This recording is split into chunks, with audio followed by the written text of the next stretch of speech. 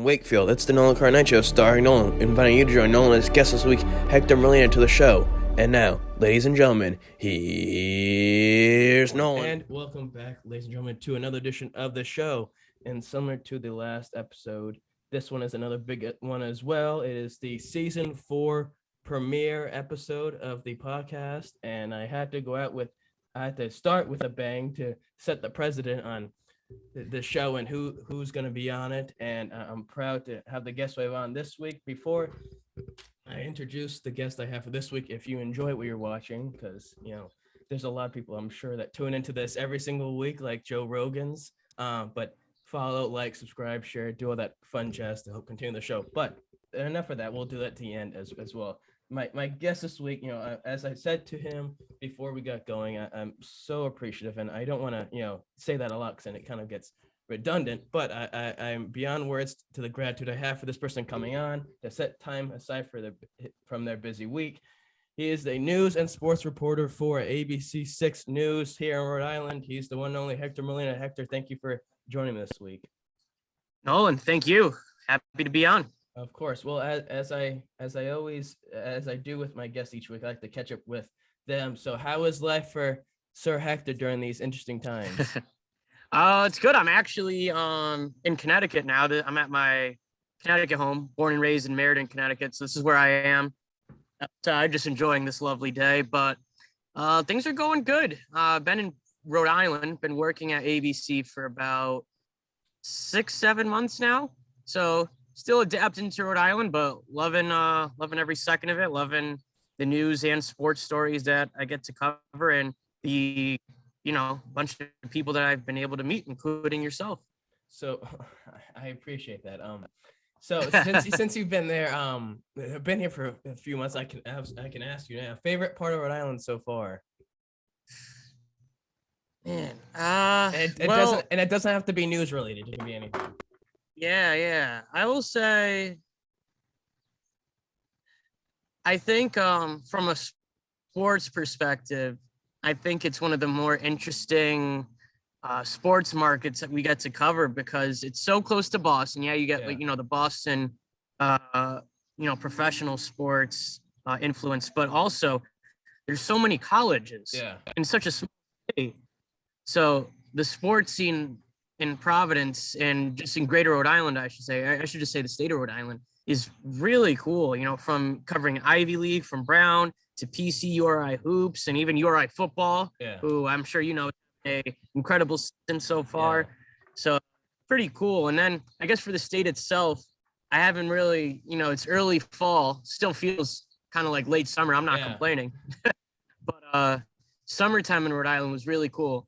Beaches, Newport, Narragansett, even in Providence was pretty cool. So, well, I've lived in my whole life here, and I'm not a big beach fan, but so I'm appreciative of the opportunity to have it here, and then hear that people who are coming here, getting a job here and living here full time or working here full time take advantage of it, and say how amazing it is. Well. Obviously, we're in some interesting times, which has been the majority of the news as of late. You worked at a station before ABC 6, so if you can compare it then to now, doing the news during the pandemic, what's it been like for you? It's interesting. So to answer that question, I started in Springfield, Massachusetts. I worked for 22 News, the NBC affiliate out there. I actually started there right after I graduated college. I graduated from UConn in 2017 and then started at 22 News shortly after. And I worked there for about 3 years, and then the pandemic. So when the pandemic first hit, I was still at 22 News. And I think when the pandemic happened, how it changed the way we do our jobs, it basically, I think it gave us access. I think it made us realize we already had access to things like this, such as Zoom, FaceTime. But I think just the importance of it rose significantly. I mean, look at what we're doing now. Look how often you see a Zoom. And before, it, in a way, it made our jobs harder, which, it was hard to navigate something so unprecedented that we've never Yeah. seen before, and to be able to talk about it and really get a grasp on it when we're getting information every 5 minutes, especially during the peak of the pandemic. But in a way, it kind of made talking to some people easier, because before the pandemic, we had to physically go to the person's house. They could have been living, say we needed to interview someone. If they live like 3 hours away, we may not have been able to do it because, we didn't really think of what we're doing right now. Zoom meetings, FaceTimes. But during the pandemic, we were able to, get in contact with a lot more people because of this. So in a way, it kind of made our jobs, I guess in that way, made it a little easier to get in touch with people. So like now, I mean, look at what you and I are doing. I'm in Connecticut, you're in Rhode Island. Yeah. Whereas before it was like, we need to meet up with them in person. Yeah. But I think virtually, it made our job a little bit easier on the virtual level. But pandemic wise, I mean, it was tough, interviewing people who lost their jobs, lost loved ones. There was when it was like peak pandemic, there was a while there where, I just felt sad, like reporting this stuff. Obviously we can't show our emotions, but it takes a toll on you talking about death and people losing their jobs every day. And which is something I kind of want to go into now. The field of news reporting and sort of that stuff, there's constantly people moving different markets and whatnot, or different places, and then obviously many people have lost their jobs during this time, which is more unfortunate than it's been said. And for you, obviously, there's people, Gene Valcenti, people like that who've been in the market for years and decades, compared to someone like yourself who has been in it for a few years. How much of the people losing their jobs was in the back of your mind in terms of, what if that happens to me? Yeah, so luckily when that happened, I think, and again, I'm just speaking on me, I can't speak on anybody else, but at least that, during the peak, by the time I got to Providence, yes, we are still in a pandemic, don't get me wrong, but it wasn't nearly as severe as it was when I was in Springfield.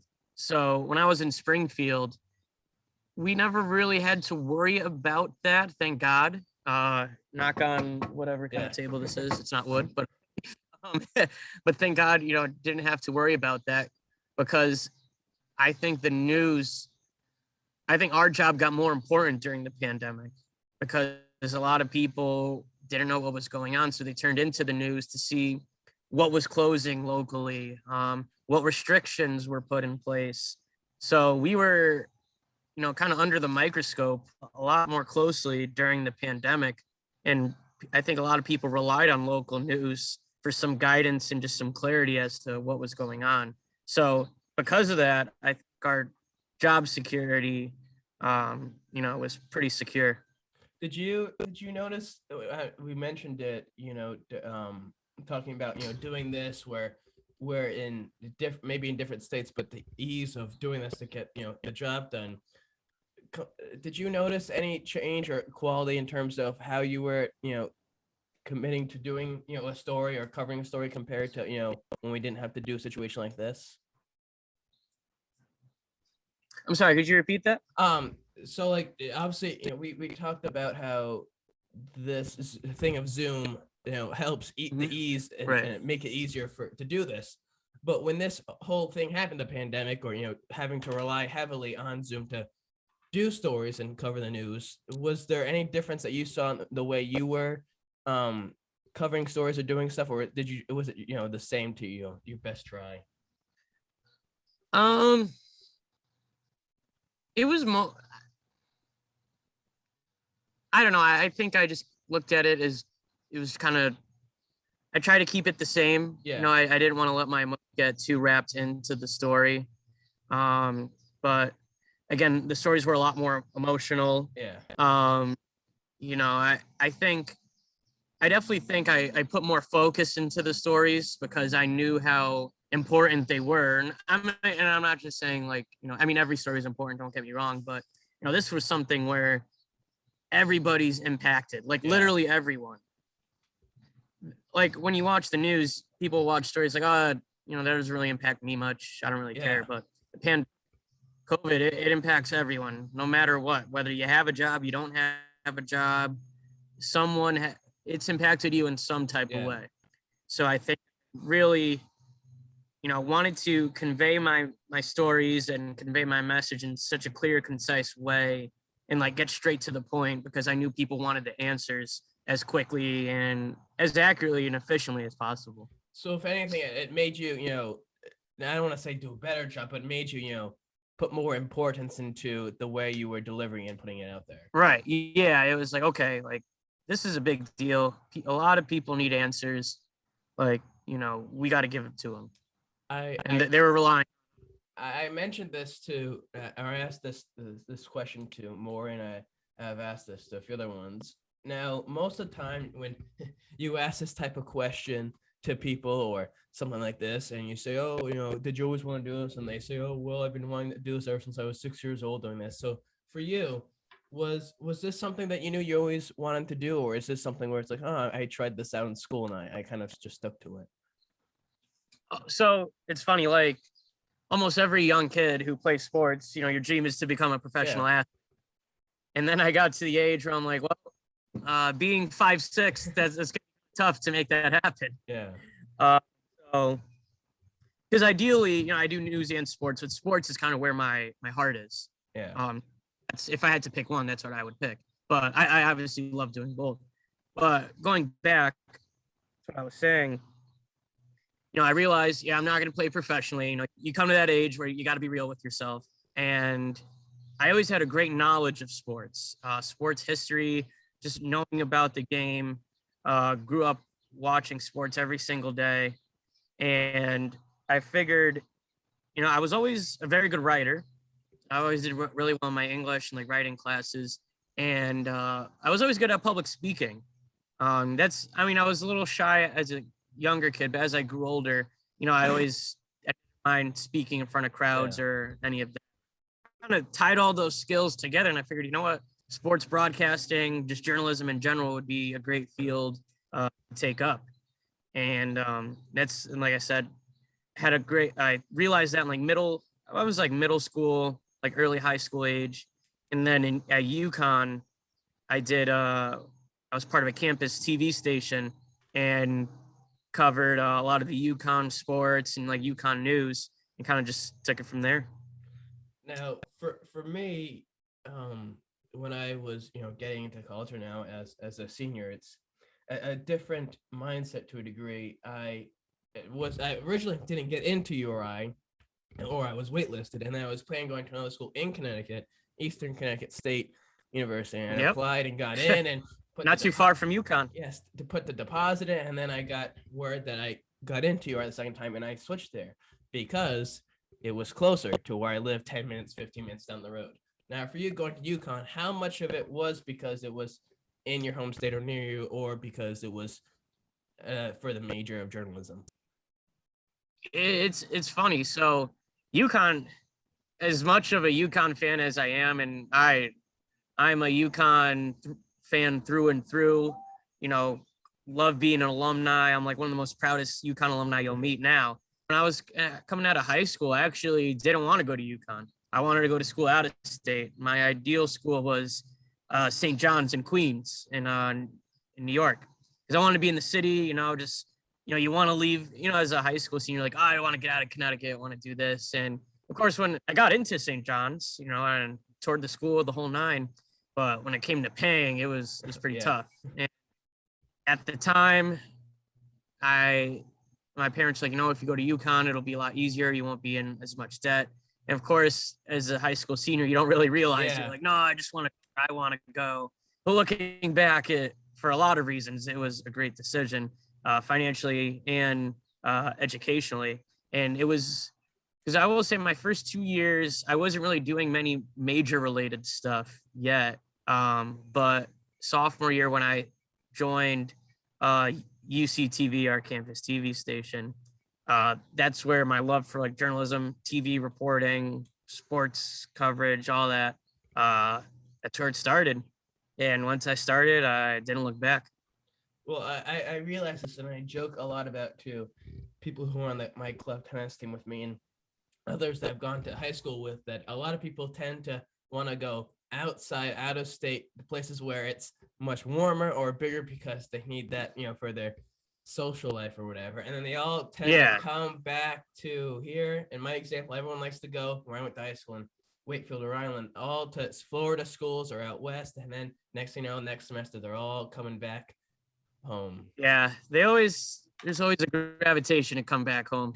Yes, and especially, a lot of those when you're younger, you don't realize, how much it takes to leave your state and everything. And again, like I said, if they can, all the power to them. Some people have left Connecticut and they never came back, and great for them, but I'm glad I went to UConn and, did what I did in college.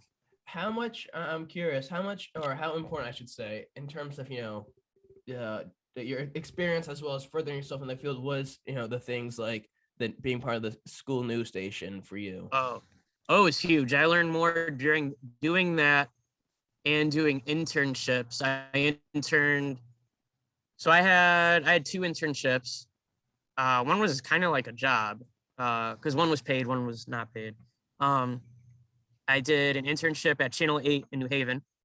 And then this was like more like a job, but I was hired to be the campus correspondent for UConn for the American Athletic Conference. That was our athletic conference at the time. Now UConn's in the Big East similar to Providence for a lot of sports. But doing those 2 things were huge. I got more real life hands-on experience, and those 2 internships plus my campus TV station prepared me more for what I'm doing now than my classes did. And that's not to slight my classes. There's things I learned in my classes that, resonated with me and, I still do to this day. But the hands-on, real world experience that you get is huge, especially in this field, because let's put it this way. When I got the job at 22, my news director at the time, he could care less what my GPA was. Yeah.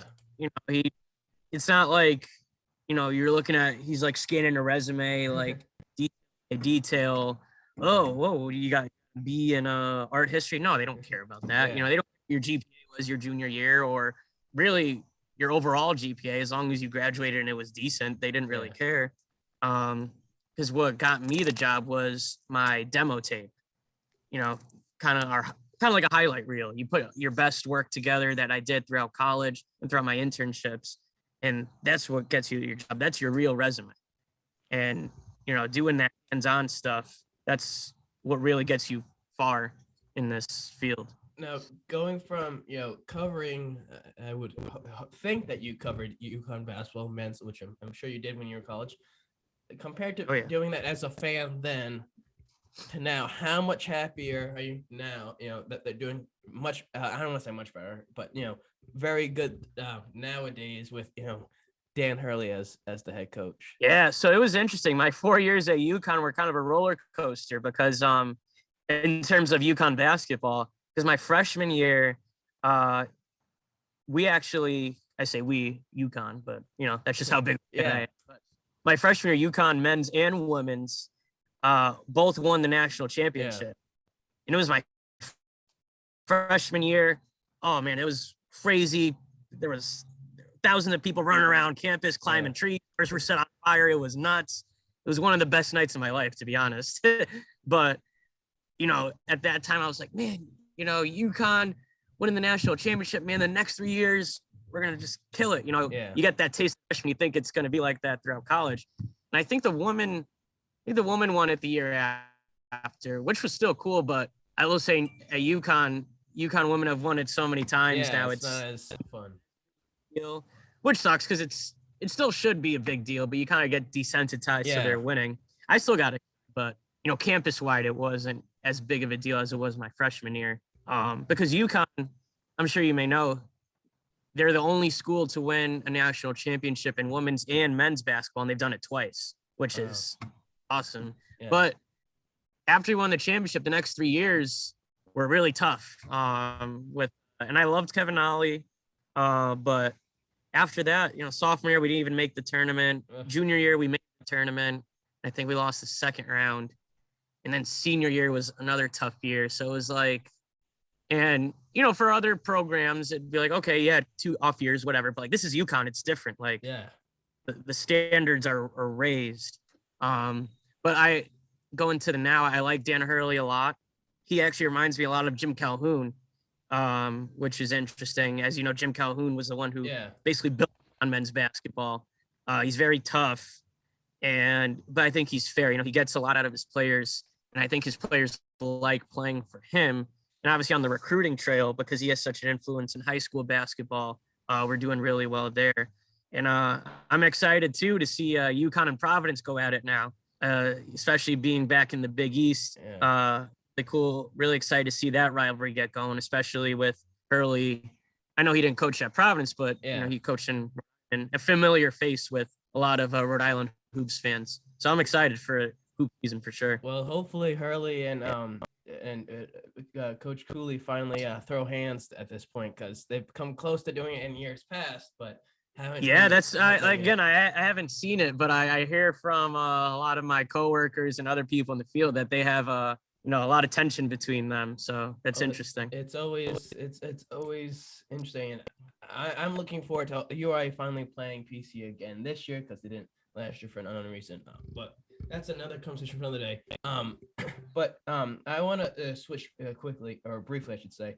When you joined 22 News, how much for you was it, an ego check at the door, because you're coming from working at your school on the news station and whatnot, and then you're working now with professionals who have, I guess, have more up on you in terms of being who they are. Oh, it was a huge ego check. Not saying I had a big head or anything, but it was real eye-opening. Now you're doing the real deal. It's not just at campus TV stations. If you did did a story, maybe you'd work on it a little bit, like, okay, I can finish this tomorrow. Like in real news, it's not like that. You lose hours to get it done, and if you don't get it done, that's a huge problem. So, and I will say, when I first started, I was like very nervous. I was really worried about messing up, thinking too much. And one of the best pieces of advice from Carl Ravitch, who is one of the big Baseball Tonight guys for ESPN, just be yourself.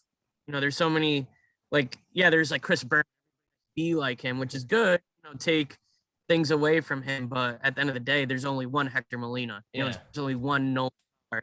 Be the best Nolan, be the best Hector that you can. And, just be you and be confident. I noticed myself getting better when I started kind of caring less if I was going to make a mistake, because even people on ESPN, NBC Nightly News, ABC News, like national network news, they make mistakes. Everybody does, everybody's human. Not, even like the big time anchors stumble over words. It's how you recover. Don't let that one mistake, shut you down for the rest of the newscast or the rest of your report.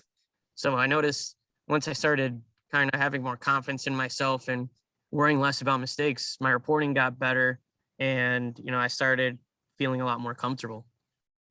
For you, and this was sort of mentioned at the beginning, talking about making sure you're telling everybody the full facts, because everyone's curious.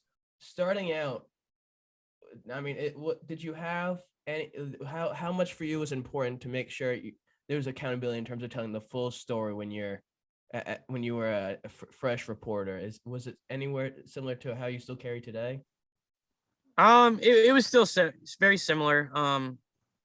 I will say, in my first market, it was actually a really good area to start, because when I was there, a lot, and I think in New England in general, people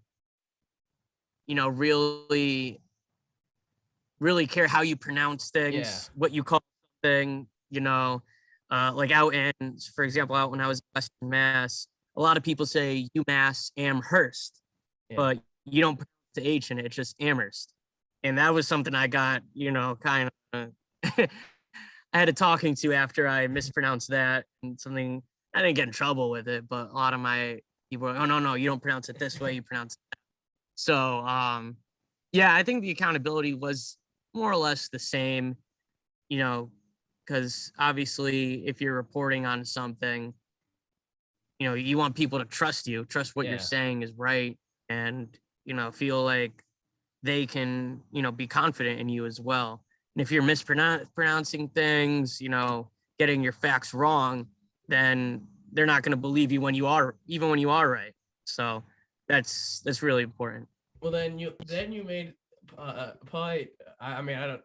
Besides this, I don't know other decisions you made in life, but you probably made a phenomenal decision in terms of coming to Rhode Island to work at ABC 6 News. A very good choice to come to the greatest state ever. How different for you? How different was it for you here in terms of? I mean, not living situation, but in terms of working at that station compared to 22 News. It was interesting. So the differences I could say is, obviously Providence, a bigger city. Yeah. More like a metropolitan feel. What really enticed me to coming is when I was in Springfield, we used to have to cover 3 or 4 stories a day. So I didn't really have a lot of time to put the effort in and really make the story what I wanted it to be. I mean, I still did a good job, made sure it looked good, but when you're doing 3 or 4 stories, you can't spend a lot of time on one. Where here at ABC 6, we only get assigned 1 story a day, and we really get to focus in on that story and tell it the way we want. Okay. What I like too about ABC 6, obviously compared to Channel 12, Channel 10, where, we're the 3rd place for like ratings wise, which at the end of the day, I don't really care about, but it's fine. Yeah. It is what it is. But what I like there is we kind of get the freedom to really tell a story that we want to tell. And, like when we pitch our story ideas, we get really creative. And a lot of the times we get stories that other people don't. We get a lot of exclusives. And I think like as a reporter, when I see a story that I sought out, I came up, had the idea for, and I see it come to fruition, it means a lot more. Yeah. And you could tell compared to like other stories I get assigned, which, that's just kind of how the business is and how life is. Sometimes you get assigned things you don't want to do. And you compare them versus the stories that you came up with versus the ones you're assigned. You could tell the difference and how it comes out, which is awesome. But love the people here. A lot of the people are very media friendly, which is nice, very accessible. And what I like too about working in Rhode Island, because when I worked in Massachusetts, it was such a big state compared to Rhode Island. Yeah. Springfield. In Springfield, we didn't really have access to Governor Baker because he was all the way out in Boston. Yeah. We could, where we are at ABC 6, we're right around the corner from the State House. We could talk to McKee where we wanted, which is great. And I think just like the accessibility of being in a small state is really cool. So when people want to tell their story, we can, help make it happen, especially like I was saying before with either virtually or in person, which is really cool. Now, from a national standpoint, we talked about this before we got going. The last, I'd say 5 or 6 years, it's been, hard in terms of I would think the news media and people working for that media in terms of having people, no, I don't want to say believe, but in a way sort of believe them, because people like to get aggravated with the news and call them out and not have a belief in them. Now, as being a news reporter yourself, how hard is that for you to see this amount of discourse in terms of the relationship between the media and those who tune in? It's tough. I will say a lot of people don't understand that local news and national news are very, very different. Yeah. We get a lot of people would come up to me and say, "Oh, call us fake news," and those great things you always hear. The media, you guys are lying, brainwashing. And a lot of the things they come and like complain about, they say,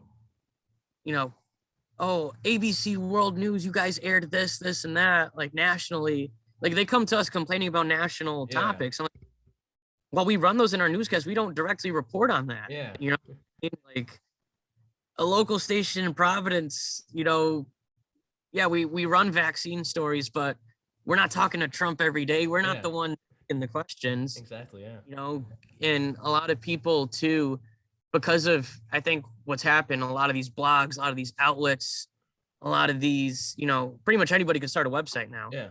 Which anyone can start a website, post things and say, hey, I'm a reporter. But it's up to the viewer to decide what's real and what's not. Yeah. And I think what's happened a lot is you have these blogs, these social media accounts that say things, and people, and you know, they post and they think it's clickbait. Yeah. It's kind of a hot take headline or something, and they're like, oh wow, and they don't really, they just read it for what it is, but they don't think about it. Yeah. And I think that's what's happening a lot, is a lot of people see those things and they believe it right away because it's juicy, but they don't take the time to really decipher what's real and what's not. But, you know, in local news, trust me, everything we report is the truth. Yeah. You know, or, you know, maybe we'll mess up here and there, don't get me wrong, but we're not doing it for clickbaits. You know, we're doing it because it's our job to inform the public of what's right and going on. If people want clickbait, they can just get their news from Facebook, as most people do. So yeah, and exactly, and they see those things on Facebook and they think it's real, you know, actually factual, which a lot of the time it isn't. Yeah. And then they'll see what we report and they think we're lying. So yeah. But unfortunately, it is what it is. You know, I kind of it all out. And to this point, it's, you know, it's just noise to me. You know, I know as long as I do my research, I get my facts straight, I air it, then, you know, that's up to the viewer to decide. And whatever they say is whatever they say. I don't really care. Well, as I also mentioned before we got going, you know, I give people like yourself, you know, a lot of credit to deal with all this, because I'm sure it's something that's very stressful and aggravating and worrisome, because you're just doing your job, trying to relay this information to make people feel to a degree better. And then you have others who think that's false because their crazy uncle on Facebook that they barely see is saying this stuff is what really is. You got that right. But like I said, it gets annoying. Don't get me wrong, but a lot of the time it just goes in one ear out the other. You can't really let it get to you. Well, before I let you get on your way, it's time for a segment I always like to do called the one word segment, one word challenge. And what this entails, and for those out there who don't know what it is, the one word challenge is something where I, to my best ability, whoever the guest is, I try to put words or phrases that have something to do with the guest to the best ability that it can be connected. And what the guest will do is say a word or a sentence or whatever it may be that best associates with that phrase. So Hector, are you ready? Let's do it. Springfield. 413. Journalism. Newsy. UConn. Go Huskies. New England sports. Championships. ABC 6. Great station. Hector Molina. A legend. No, No, go for it. That's perfectly fine. That's the first time someone has said that. So the first for the record books. But no, as I end with that, I say, Hector, I have said it many times. Thank you for doing this, taking the time out of your time when you didn't have to, but you jumped to the opportunity to do it. And I'm grateful for that, and appreciate it. And, you know, hopefully, you know, one day we can run it back again in the near future. And, you know, for all those out there, if you liked what you listened or watched, depending on your preference, and as I usually say, because I know there's a lot of people out there who tune in like Joe Rogan's, do a favor, subscribe, follow, share, like, follow, all that grand stuff to help the growth of this program. If you want all news and information regarding future episodes, follow on Instagram, Nolan Carr at Night Show, and on Twitter, Nolan Carr at Night. Hector, is there anything that you want to plug? No, just you know, follow me on Twitter at Hector Molina TV if you want the latest and greatest in Rhode Island news and sports, and tune in watch us on ABC6 and keep watching the Nolan Carr show as well. Yeah, even if you're not from Rhode Island, you want news regarding Rhode Island, follow him. It'll help you, and you can talk to about other people that are from there. Well, that's it for this week. I thank you all for tuning in, and in the words of Johnny Carson, I bid you all heartfelt good night.